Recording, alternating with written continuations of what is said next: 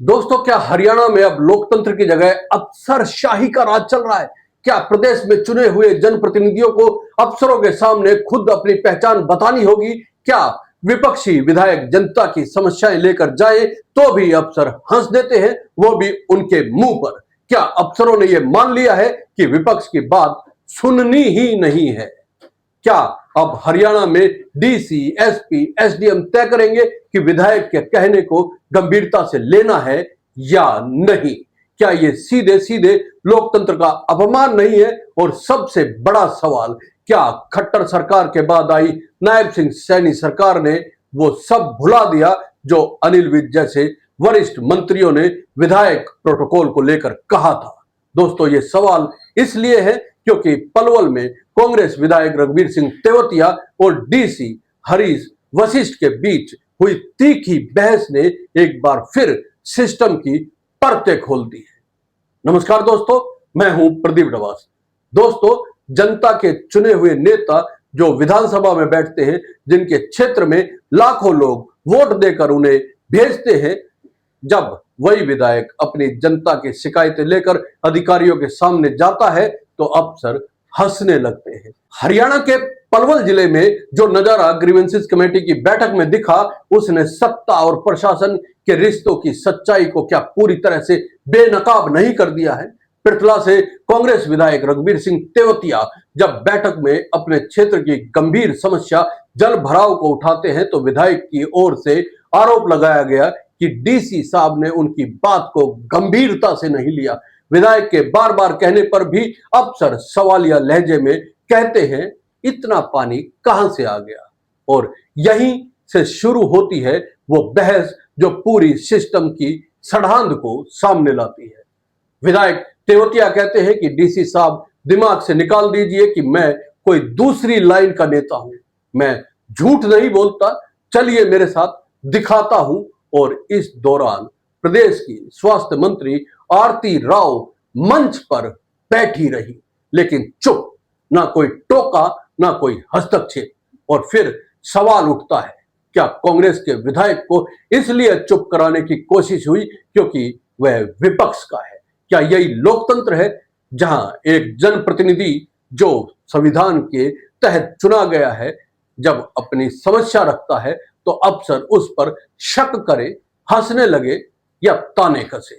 और ये सिर्फ रघुवीर सिंह तेवतिया की कहानी नहीं, इससे पहले अंबाला सिटी से कांग्रेस विधायक निर्मल सिंह भी कह चुके हैं अफसर उनकी सुनवाई नहीं करते। सिरसा से गोकुल सेतिया, साढौरा से रेणु बाला, गुलाचिका से देवेंद्र हंस, सब ने एक सुर में कहा, हमारी कोई सुनवाई नहीं होती। रेणु बाला ने तो मंत्री कृष्ण बेदी के सामने तक यह कह दिया था कि हमें बैठक का एजेंडा तक नहीं दिया जाता, हमें कोने की कुर्सी पर बिठा दिया जाता है। क्या यह अफसरों की गलती नहीं या सरकार की मिली भगत है? दोस्तों, क्या नायब सिंह सैनी सरकार इस पूरे अपमानजनक व्यवहार से वाकिफ है?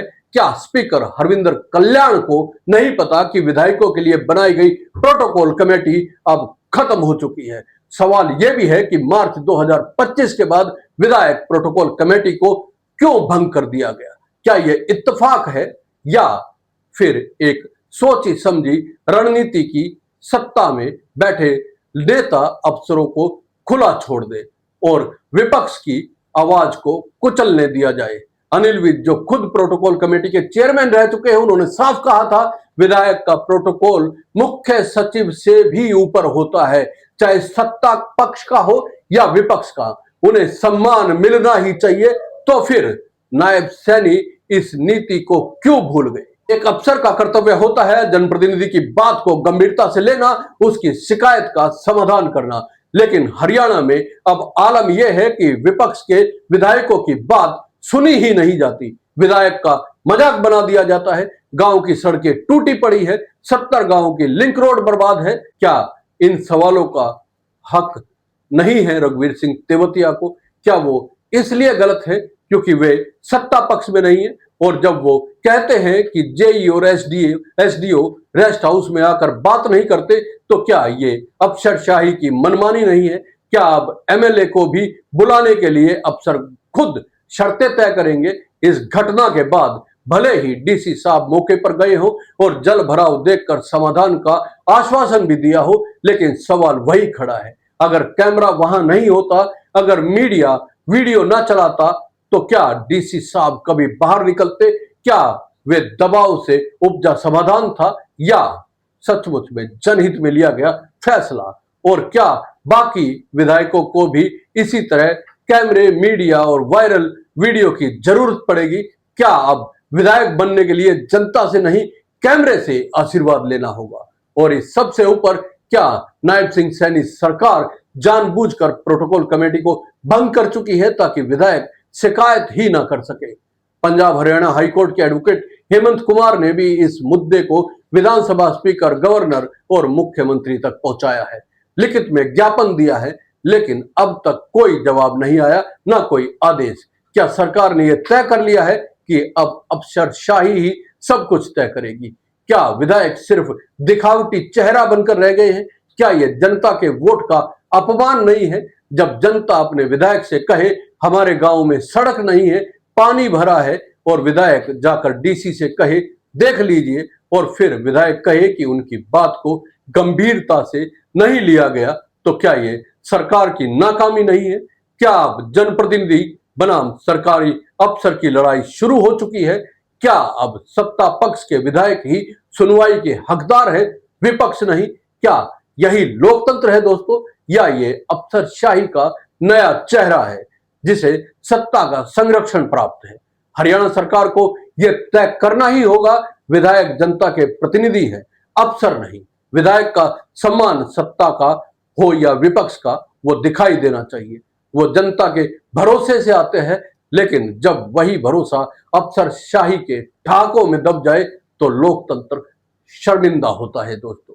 अब वक्त है कि नायब सिंह सैनी सरकार जवाब दे। क्या हरियाणा में अधिकारी विपक्ष के विधायकों की बात नहीं सुनते? और अगर नहीं सुनते तो क्यों नहीं? क्या ये अधिकारियों की मनमानी है? क्या सत्ता की साजिश है? अगर जवाब नहीं आया तो जनता समझ जाएगी सरकार नहीं बदली, सिर्फ चेहरे बदले हैं। दोस्तों, आपका क्या मानना है इस पूरे मुद्दे पर? कमेंट करके जरूर बताइएगा। और अगर ये वीडियो आपको अच्छी लगी है तो लाइक और शेयर जरूर कीजिएगा, क्योंकि हम उठाते हैं जनता की आवाज, आपके सरोकारों की बात, और सीधा उस मंजिल तक पहुंचाने की, उन कानों तक पहुंचाने की कोशिश करते हैं जहां उसका समाधान होता है। तो चैनल को सब्सक्राइब करना ना भूले। जय हिंद, नमस्कार।